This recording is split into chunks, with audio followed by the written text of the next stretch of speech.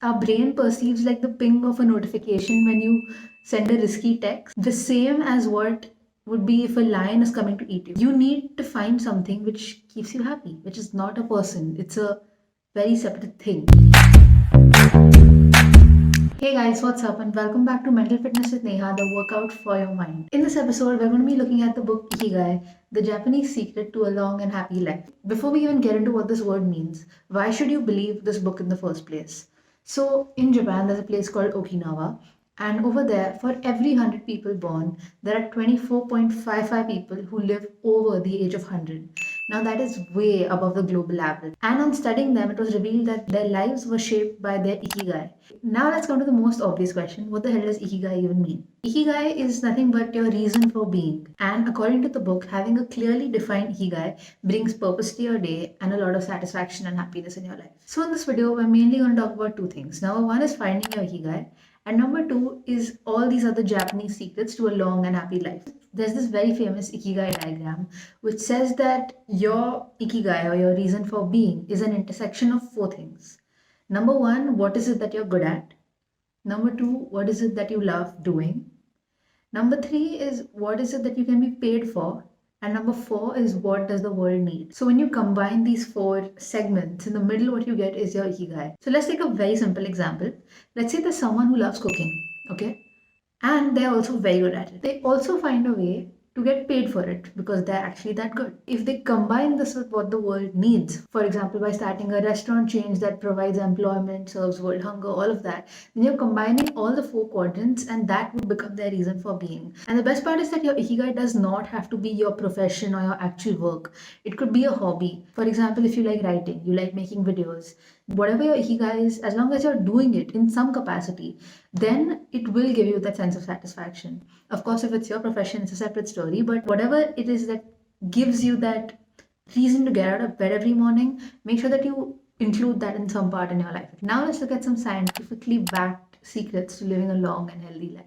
Number one, have an active mind and stress less. Just like a lack of physical exercise has negative effects on your mood and your body, a lack of mental exercise, a lack of mental fitness causes the neurons in your mind to deteriorate. And that actually reduces your ability to react to your surroundings. So you need to once in a while give your brain a mental workout.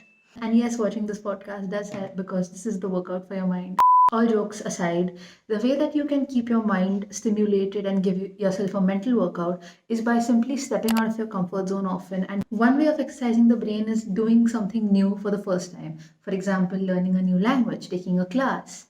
Another way of doing it is going out, socializing, meeting new people. According to the American Institute of Stress, most health problems are caused by stress, even problems such as aging. The thing with stress is that it's a very natural response that our body gives when we perceive something dangerous, like a threat in our environment. For our ancestors, this was very useful because what was the threat at that time? There are predators coming and you need to start running. The consequence was that you would die. For us today, our brain perceives like the ping of a notification when you send a risky text, the same as what would be if a lion is coming to eat you. We need to essentially train our mind to adjust to this new lifestyle that we have because our mind is trained to help us survive. And the way that this can be done is through practicing mindfulness. You practice mindfulness by doing yoga, meditation, going for a walk, exercising, and just really focusing on your responses and being present in the moment.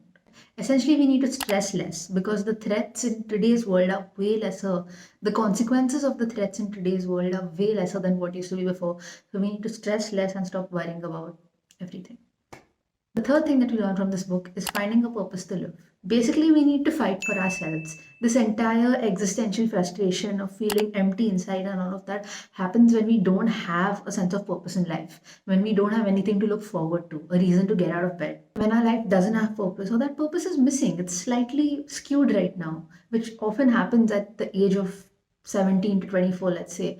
You need to find something which keeps you happy, which is not a person, it's a very separate thing. However, instead of seeing it as a frustration or a bad thing, it can be seen as a catalyst for change. So our generation often tries to fill this void, this gap that we have, feeling empty inside, through getting economic power by trying to get physical pleasure or by trying to numb our senses through alcohol and drugs and stuff. But according to logotherapy, finding one's purpose and something to something meaningful to attach yourself to through the skills that you have is something that will help you fill that void in a much more sustainable way. Number 4, spend more time in flow. We've all probably felt this at some point where you completely lose yourself in an activity that you're really enjoying. For example, for some people, it's reading a book, you just forget about the world. For some people, it's cooking, you just fully forget about the concept of time. On the other hand, when you do something you don't like, for example, sitting in a lecture where you're not interested, time passes so slowly, like the slowest thing in the world. So think about what you love doing so much, what you enjoy so much,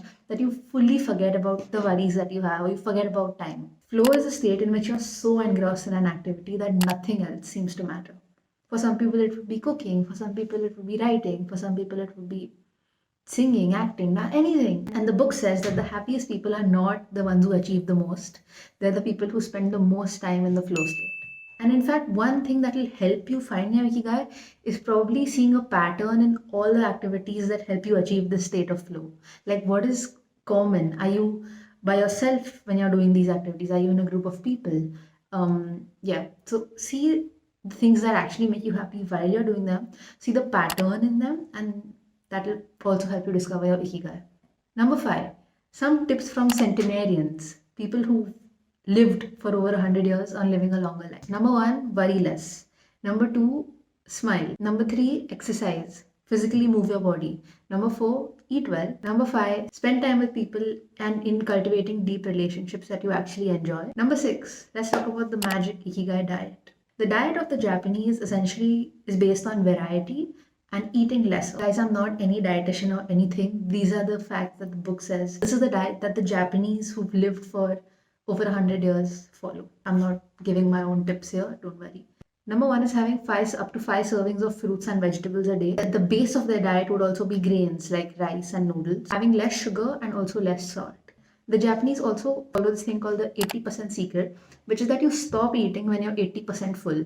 You don't wait to be fully full, but you stop when you're 80% full. Now, instead of trying to calculate this 80%, as a simple hack, you stop eating when you start feeling full.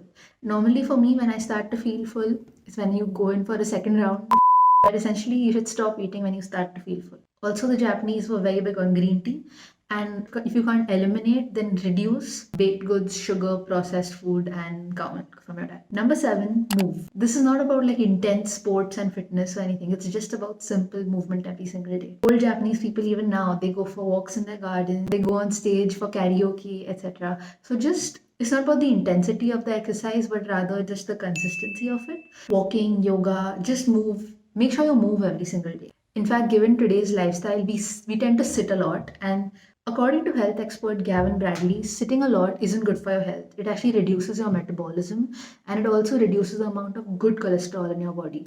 But the way you can tackle this is that when you're sitting, every 30 minutes, take a break for 5 minutes, go for a walk and come back. I'll just come back.